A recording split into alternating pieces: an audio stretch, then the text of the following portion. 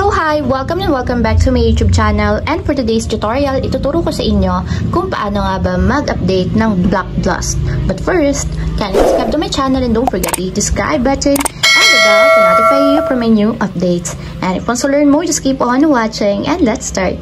So ayan guys, for today's video, para sa mga Android users, pwede tayong mag-update ng ating BlockBlast sa Google Play Store. So open lang natin yung ating Google Play Store.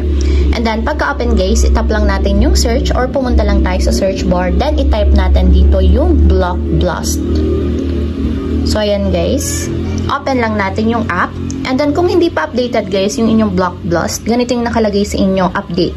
Pero kung updated na yan guys, open na lang yung nakalagay. So since nga hindi pa to updated, tap ko yung update. And wait ko lang siya guys hanggang sa matapos ma-install.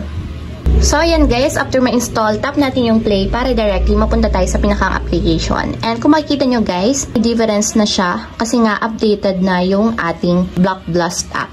So ayan lang guys, ganun lang kasimple kung paano nga ba mag-update ng BlockBlast. If you have a question, can comment down below and don't forget to hit the subscribe button and the bell to notify you for my new updates. And thank you for watching!